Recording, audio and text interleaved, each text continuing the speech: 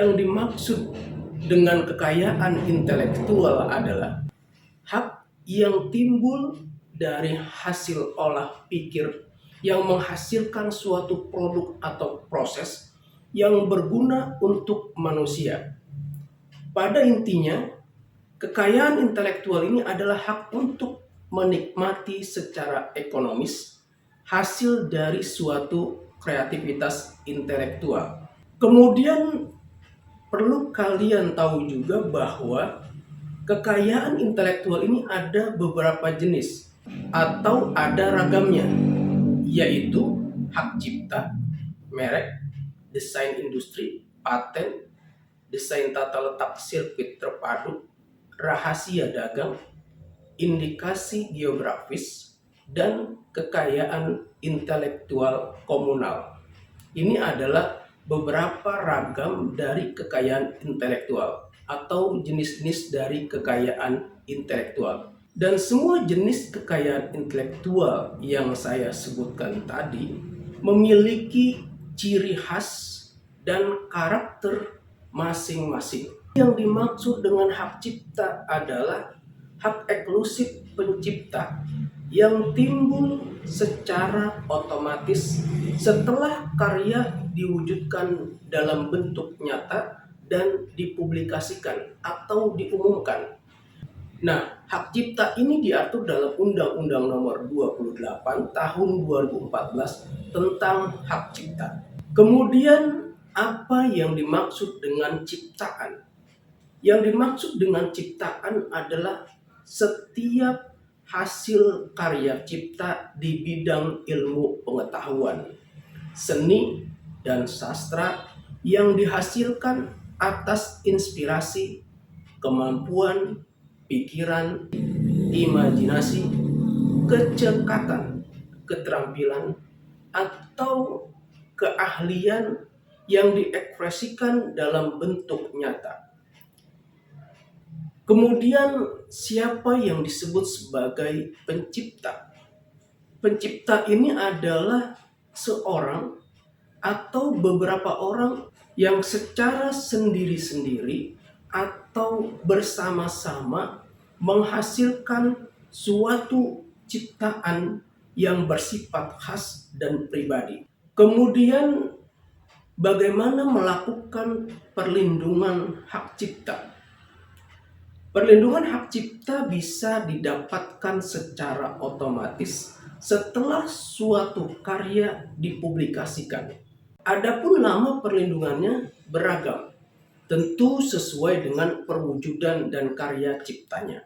Contoh untuk karya cipta berupa buku, pamflet, dan semua hasil karya tulis lainnya, kemudian ceramah, kuliah, pidato, dan ciptaan sejenis lainnya. Kemudian ada alat peraga yang dibuat untuk kepentingan pendidikan dan ilmu pengetahuan.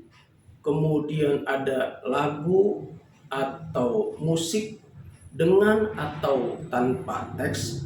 Kemudian ada drama, drama musikal, tari, koreografi, pewayangan, dan pantomim.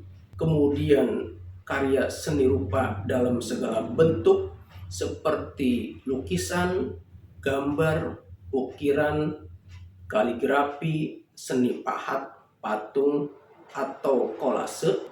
Kemudian ada juga karya arsitektur, peta, dan karya seni batik atau seni motif lain. Berlaku selama hidup pencipta dan terus berlangsung selama 70 tahun setelah pencipta meninggal dunia, terhitung mulai tanggal 1 Januari tahun berikutnya. Ini bisa dilihat di pasal 58 Undang-Undang Nomor 28 Tahun 2014 tentang hak cipta.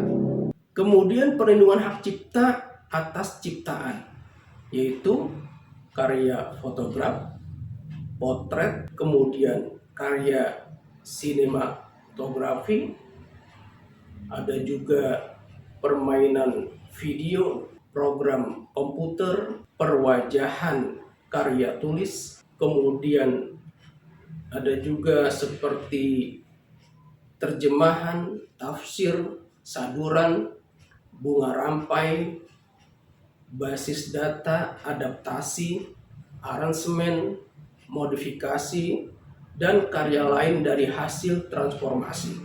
Kemudian ada juga terjemahan, adaptasi, aransemen, transformasi, atau modifikasi ekspresi budaya tradisional. Ada juga kompilasi ciptaan atau data baik dalam format yang dapat dibaca dengan program komputer atau media lainnya, dan juga kompilasi ekspresi budaya tradisional selama kompilasi tersebut merupakan karya yang asli.